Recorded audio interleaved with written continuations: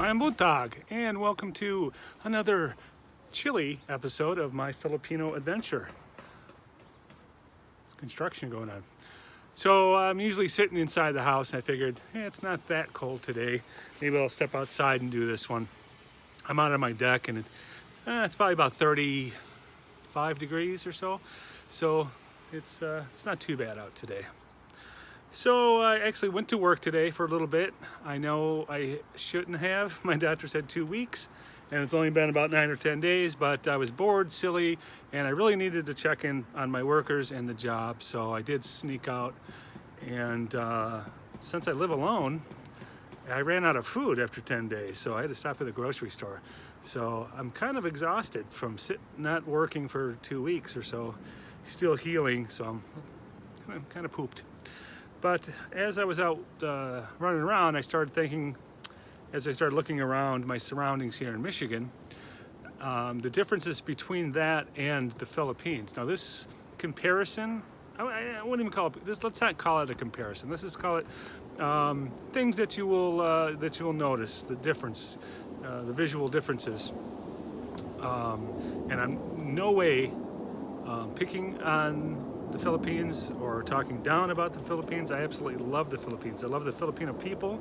Never have I met a people with so little who give so much.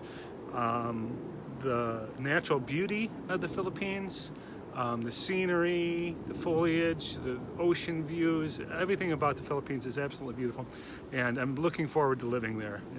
I think it's just a beautiful country. But there is differences that you'll have to get used to as an American when you're there.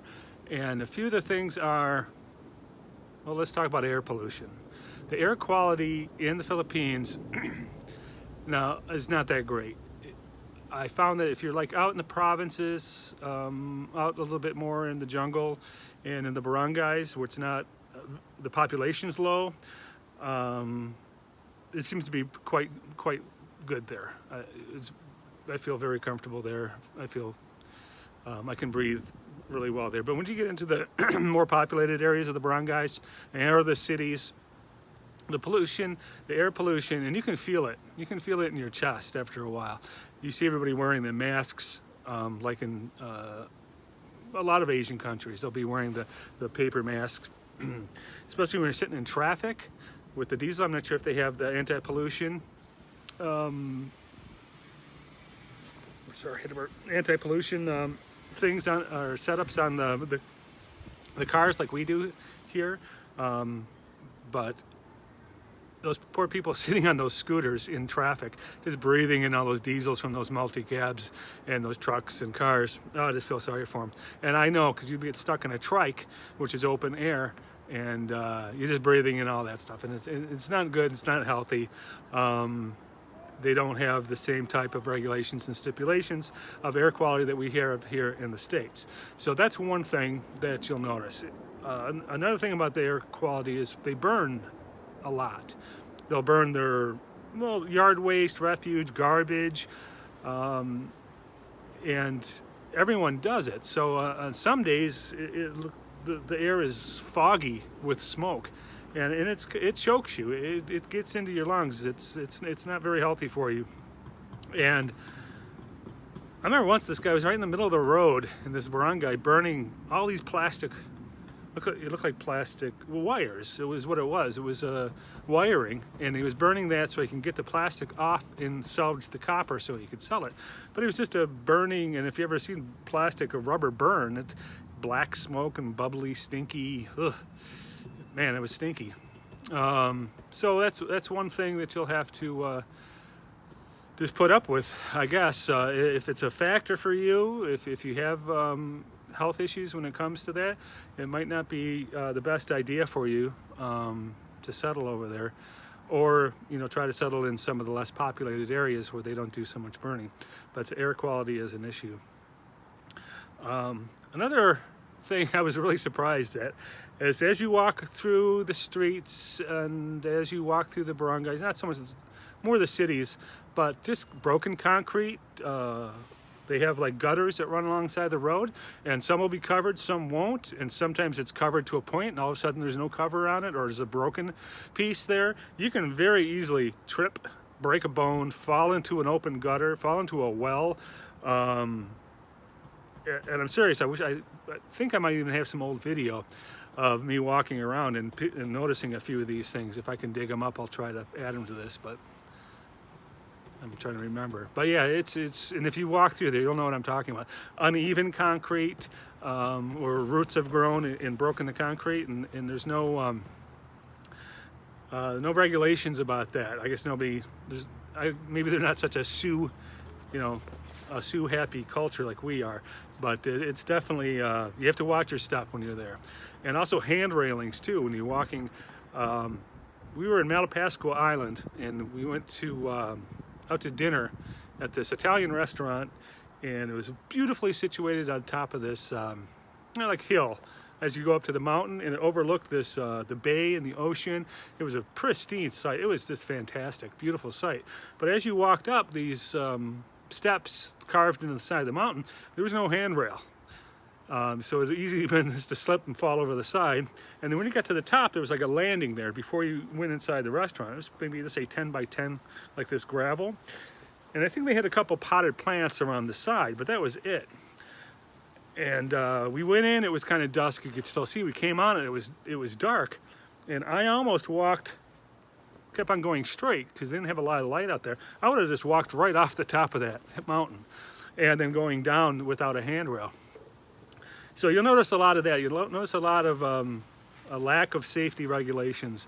It's like the Wild West there. Darwinism at work, I would say. If you can survive, if you're smart enough to survive these pitfalls, then maybe you're allowed to have offspring of your own. And finally, I want to talk about something that's prevalent over not just the Philippines, everywhere. I think the United States has cleaned up their act.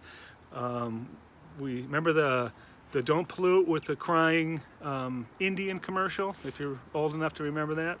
That was the big PR ad campaign to stop pollution in the United States. And it seemed to have worked. We really had cleaned up around here, so it's not as bad. But in the Philippines, it kind of breaks my heart. And it's not just the Philippines, but we're talking about the Philippines. Especially in the poorer sections, the populated barangays, the slums, some of the the squatter areas where it's people on top of people, just trash, just garbage on the side of the roads.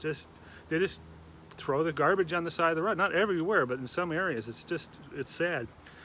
You'll notice, especially when you see rivers or little waterways, not so much oceans, but sometimes ocean areas too. But waterways, you just look down and you'll just see this garbage in the water, and it kind of breaks your heart. And I was at a sorry store, and I got something, and I had the wrapper, and I said, "You have a garbage can?" They said, "Nah, just throw it in the gutter. Just throw it down in the gutter." And these people live there. This is right in front of their house. He said, "Just throw it down." I was just thinking, just put this little garbage can right here by your sorry store, and then you wouldn't have to look at all this garbage. But I think they just see past it. They're so used to it that that they don't even notice it anymore. So it kind of breaks my heart, that part of it. But like I said, these aren't things that I hate about the Philippines. These are just observations coming from my country to their country. Now, to them, it is second nature. This is the way they live, and I'm not saying that we're better than them. These are just cultural and differences that you'll notice from coming from the U.S., where we have stricter regulations on pollution and air quality, to the Philippines, second and third world countries, where they're just not at that level yet. They have bigger fish to fry, I think, at this point, bigger problems to solve. So like I said, I love the Philippines. This is not a diss on the Philippines. This is just things that you'll notice when you're there, and the obvious things that you'll notice when you're there. So don't judge them. Love them. I love them. I love Yna. I love the Philippines. I love lamp. So subscribe. I'm getting a little chilly. I'm getting a little delirious. Subscribe, comment, like, share, all that jazz. And as always, you know what I'm going to say? What am I going to say? Stay classy.